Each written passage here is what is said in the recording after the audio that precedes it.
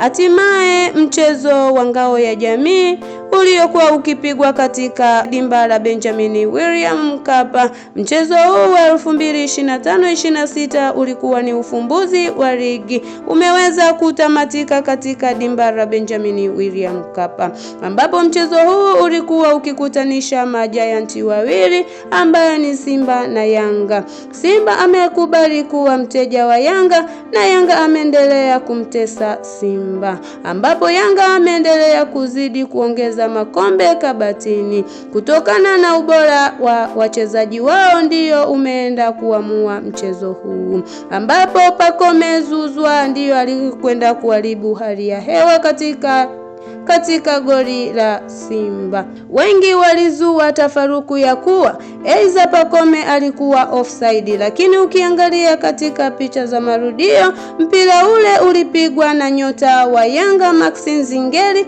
ndipo golikipa wa Simba Pimpin Kamara akaweza kublock mpira ule. Hatimaye mpira ulimponyoka golikipa wa Simba, ndipo Pacome Zouzoua akaweza kupiga na kumalizia ule mpira ukaingia golini.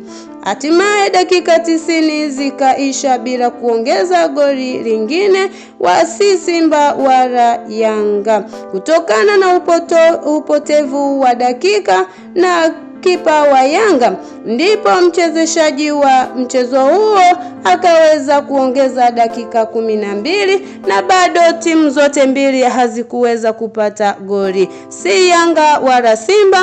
Ubao uliendelea kusoma 1-0. Tumeona usajili wa timu zote mbili, ambapo ulikuwa mchezo huu ukiwaonyesha wachezaji wote wa ngao ya jamii ni nani aliyesajili vizuri na ni nani ambaye amepotea. Kwako msikilizaji wetu, tunaomba maoni, usisahau kusubscribe, kulike na kushare. Asanteni.